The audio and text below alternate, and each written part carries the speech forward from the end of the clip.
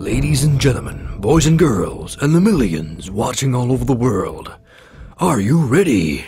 Let's get ready to rumble!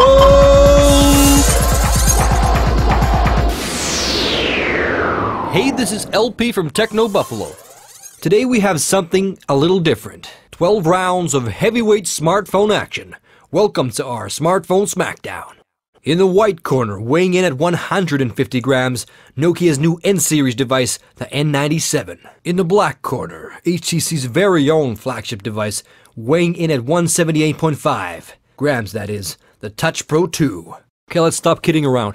I gotta mention, I'm a fan of both HTC and Nokia. I've had at least a dozen Nokia phones in the past, and I'm going on my third HTC device right now.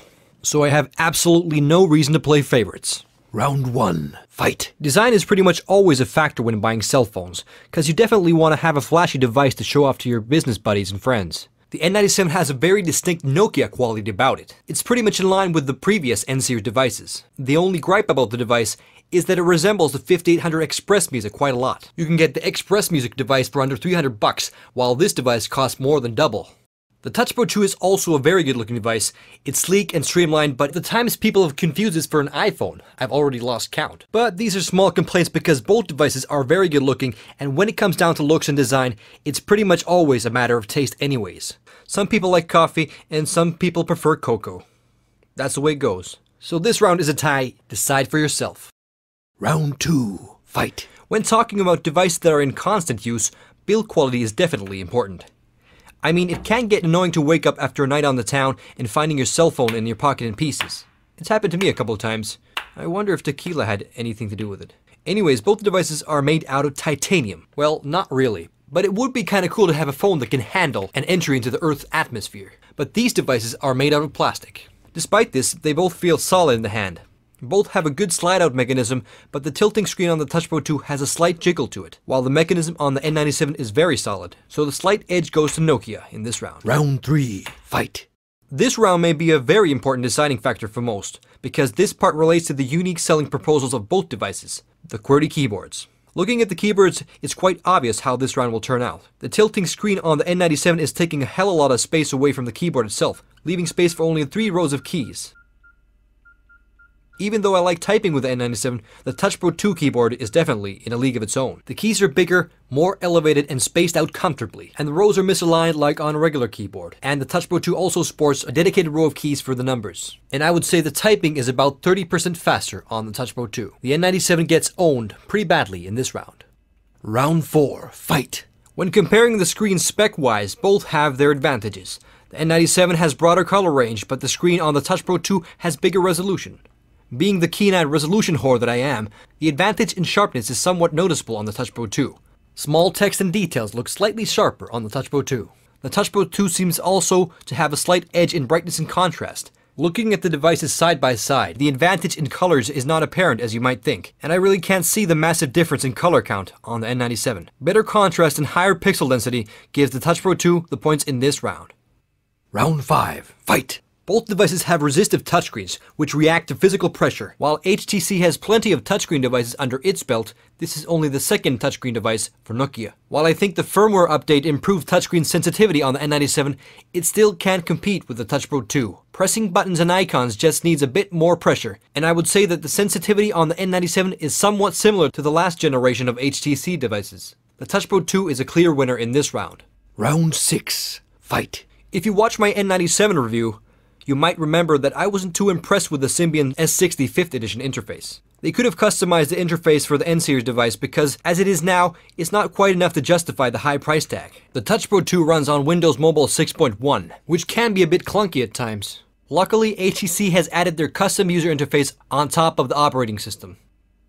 TouchFlow 3D2 is very functional and easy to use, and you don't have to be MacGyver to operate the main functions. Although, it would be kinda cool to be MacGyver though. Anyways, when comparing the two UIs, the TouchFlow 3D2 stands out. It looks sleeker and runs smoother, although the Symbian has its pros as well. If you've used a Nokia device before, you'll probably find yourself at home using the S60 5th edition interface. Also, a very good feature on the N97 is the widget-based home screen, which can be customized to suit your everyday needs. The Nokia Store is a definite advantage to the N97 user experience. It's definitely a good idea to have a dedicated store for downloading new features and products onto your device. There's not a massive amount of stuff in the Store yet, but I did find this cool ringtone which they used in the newest Star Trek movie. While Windows mobile devices may not have a dedicated store yet, the community support, for example at XDA forums, is amazing. Weighing in the two interfaces' pros and cons, I have to reward this round to the Touch Pro 2. Round 7, fight! In this round, I'll be comparing the Opera Mobile 9.5 on the HTC device against the Symbian web browser on the N97. The two browsers are very similar in use. You can use your finger to flick around on the page and double tap to zoom in, although the Touch Pro 2 also has a dedicated zoom bar for zooming in and out of pages. The Symbian browser does support some flash out of the box, while the browser on the Touch Pro 2 does not. Loading times on the browsers are about the same. The Opera browser loads some pages faster than the Symbian and vice versa. A very cool feature on the Touch Pro 2 is the push internet. This feature lets you set your favorite internet pages to load at a predetermined time, so you won't have to wait for your favorite sites to load. The Symbian browser has its pros as well. Navigation between open tabs and previous sites is done smartly. Render quality is decent on both browsers. I noticed that when loading bigger sites on the Symbian browser, the kinetic scrolling can get a bit choppy. But the Opera mobile browser is not without fault either. I had the browser actually crashing one time while making this comparison. Both browsers are decent, but far from perfect. I call this one a draw. Round 8. Round 8. Fight! The Touch Pro 2 sports a 3.2 megapixel camera and no flash. Now the N97 sports a 5 megapixel camera with a dual LED flash. The camera on the N97 is one of the best I've seen on a mobile device. It has all the functions you'd normally expect to see on a dedicated pocket camera. The N97 has dedicated buttons for operating the camera, which is always a good thing. The camera on the Touch Pro 2 is okay, but can't compete against the camera on the N97. Round 9. Fight! Media playback is always featured in marketing slogans for these type of devices. A rock concert in your pocket, or a movie theater in the palm of your hand. I watch a lot of movies off the big screen, and it's not exactly the same as watching it from a 3.5-inch screen. Surely enough, both devices have nice and big screens, which are well suited for watching your favorite content while commuting on a train or plane, for example. When it comes down to media playback, you definitely want a device that can handle any format you pull off the net. Neither of these devices support DivX out of the box, but this isn't too big of a deal because I would recommend getting a third-party player anyways. For example, Core Player that handles pretty much every format you throw at it. I said pretty much. Unfortunately, the Symbian S65th edition does not support Core Player. In fact, I could not find a working player for the Symbian that can handle DivX and Xvid. But the N97 handles the formats it supports with ease, and excels over the Touch Pro 2 with 3GP formats. But since I have zero movies in 3GP, I have absolutely no use for 3GP playback. I mean, I'm not gonna sit around for hours converting files. Another issue I have with the 3GP format is picture quality, which can get a bit blocky, even though the N97 handles some formats with ease. The lack of codec and third-party player support is the reason this round goes to Touch Pro 2. Round 10. Fight! Both devices have good music playing capabilities.